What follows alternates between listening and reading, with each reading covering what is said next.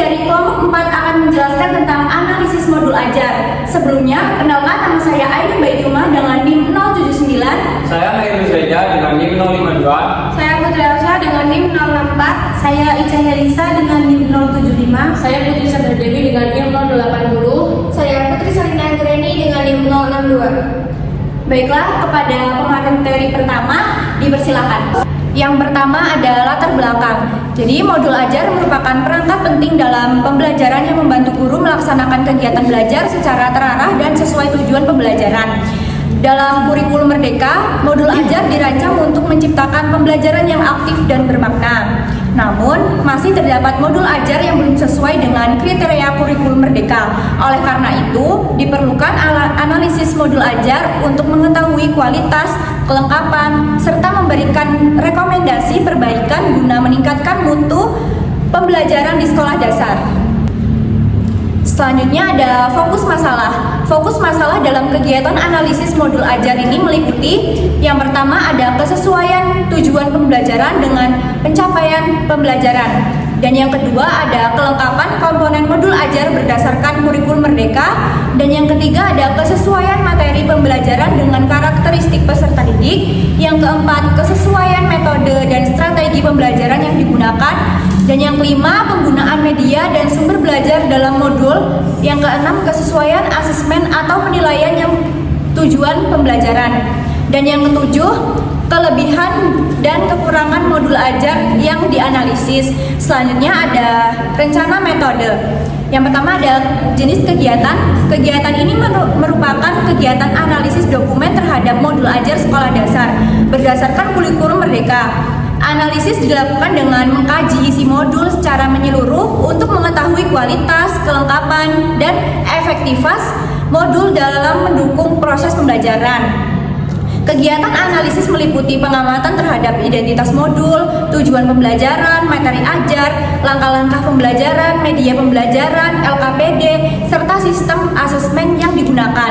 Hasil analisis kemudian disusun dalam bentuk laporan sebagai bahan evaluasi dan rekomendasi perbaikan modul.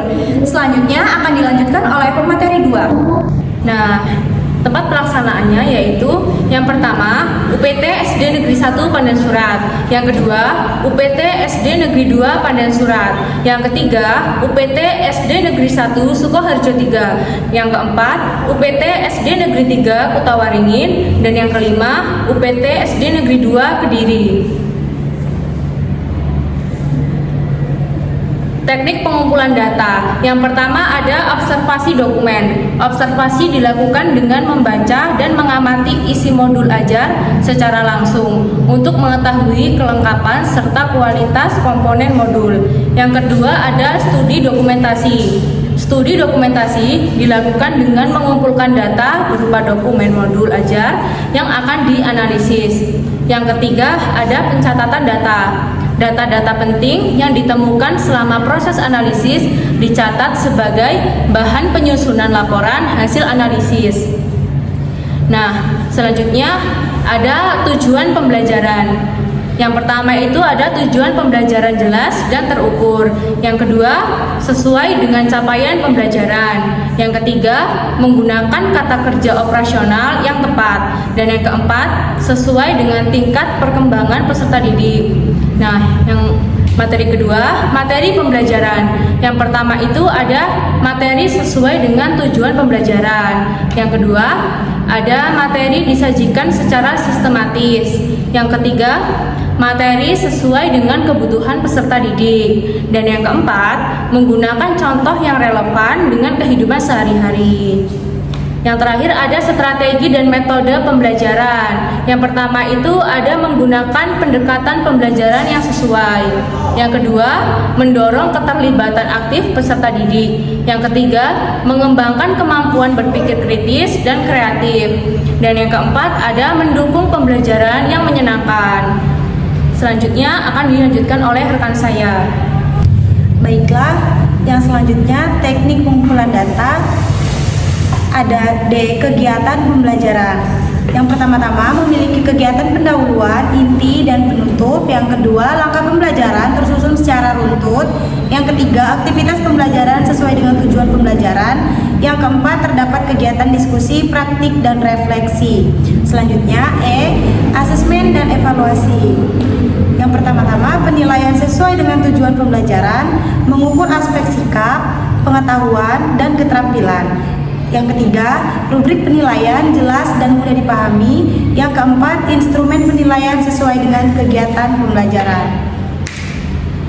Aku mau ngomong bentar ya, naikin dikit gak kelihatan yang bawahnya. Nah ya. Ya udah, berarti ini matiin dulu. Matiin. Ya. Selanjutnya, F, keterpaduan dan konsistensi modul. Yang pertama-tama, bahasa yang digunakan mudah dipahami. Yang kedua, modul tersusun secara sistematis. Yang ketiga, terdapat keterkaitan antar komponen modul. Yang keempat, format modul konsisten dan rapi. Baiklah, selanjutnya dilanjutkan oleh rekan saya. Selanjutnya, tahap penyusunan laporan. Setelah proses analisis selesai, kelompok menyusun hasil analisis dalam bentuk laporan. Kegiatan pada tahap ini meliputi menyusun data hasil analisis, yang kedua membuat kesimpulan hasil analisis, yang ketiga menyusun rekomendasi perbaikan modul, menyusun laporan akhir kegiatan. Kemudian ada tahap presentasi dan evaluasi. Tahap akhir kegiatan dilakukan dengan mempresentasikan hasil analisis serta melakukan evaluasi kegiatan. Pada tahap ini, kelompok dapat melakukan yang pertama menyampaikan hasil analisis modul, kemudian mendapatkan masukan dan saran dari dosen atau peserta lain, kemudian melakukan perbaikan laporan apabila diperlukan. Kemudian selanjutnya bentuk kegiatan. Yang pertama, studi dokumentasi, itu mengumpulkan dan mengkaji dokumen modul ajar yang akan dianalisis. Kemudian ada observasi dokumen, itu mengamati isi modul ajar untuk mengetahui kelengkapan dan kualitas komponen modul. Selanjutnya akan dilanjutkan oleh pemateri selanjutnya. Selanjutnya ada diskusi kelompok, yaitu melakukan diskusi antara anggota kelompok mengenal hasil analisis modul. Yang selanjutnya ada penyusunan laporan, menyusun hasil analisis dalam bentuk laporan tertulis secara sistematis. Selanjutnya ada presentasi hasil analisis, menyampaikan hasil analisis modul di depan dosen ataupun peserta lain untuk mendapatkan masukan dan evaluasi. Selanjutnya ada rencana anggaran. Rencana anggaran biaya disusun untuk mendukung kelancaran kegiatan analisis modul ajar pendidikan Pancasila. Anggaran ini mencakup kebutuhan perlengkapan, transportasi dan konsumsi, dan dokumentasi selama kegiatan berlangsung. Selanjutnya ada penjelasan anggaran. Fotokopi atau pencetakan modul digunakan untuk mengadakan modul ajar yang akan dianalisis. Yang kedua ada pencetakan laporan digunakan untuk mencetak hasil akhir modul ajar.